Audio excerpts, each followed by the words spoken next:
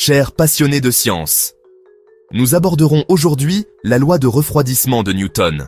Cette loi, formulée par le légendaire Isaac Newton, décrit comment la température d'un objet change au fil du temps. Mais qu'est-ce que cela veut dire concrètement?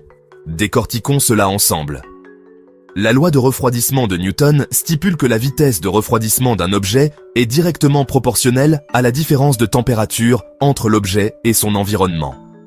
En termes plus simples, plus la différence de température est grande, plus le refroidissement est rapide. Plutôt cool, non? Maintenant, petit voyage dans le temps. Isaac Newton a introduit ce concept au XVIIIe siècle. C'était une étape révolutionnaire dans la compréhension du transfert de chaleur, et ça a jeté les bases de la thermodynamique moderne. Mais où voit-on cette loi en action aujourd'hui? Partout. En météorologie, la loi de refroidissement de Newton aide à prédire comment la température chute pendant la nuit. Les météorologues l'utilisent pour estimer la vitesse de refroidissement de l'air en fonction de la différence de température entre le sol et l'air. C'est crucial pour les prévisions météorologiques et la compréhension des modèles climatiques. En ingénierie, cette loi est essentielle pour concevoir des systèmes de refroidissement efficaces. Pensez à l'électronique, où la surchauffe peut causer de sérieux dommages. Les ingénieurs appliquent la loi de Newton pour développer des solutions de refroidissement qui maintiennent les appareils à des températures optimales. Elle joue également un rôle dans la conservation de l'énergie, en aidant à concevoir une meilleure isolation et des systèmes de ventilation plus performants.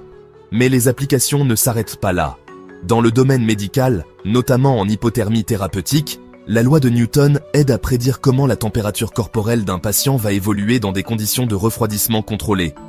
C'est vital pour les traitements qui nécessitent une gestion précise de la température. Même en biophysique, on l'utilise pour comprendre comment les animaux régulent leur température corporelle dans différents environnements.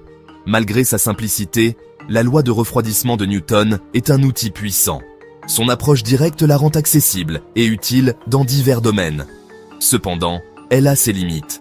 Elle suppose une température ambiante constante et des conditions homogènes, ce qui n'est pas toujours réaliste dans les systèmes complexes. Des modèles plus avancés, comme les équations de convection ou de rayonnement, peuvent être plus précis dans ces cas-là.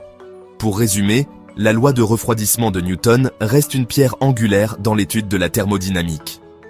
Son élégance réside dans sa simplicité, ce qui en fait une brique fondamentale pour des concepts plus complexes. Même avec ses limites, elle continue d'être un outil précieux en sciences et en ingénierie. Si vous avez apprécié cette plongée dans la loi de refroidissement de Newton, n'oubliez pas de liker et de vous abonner pour plus de contenu scientifique fascinant. Merci de votre attention et restez curieux.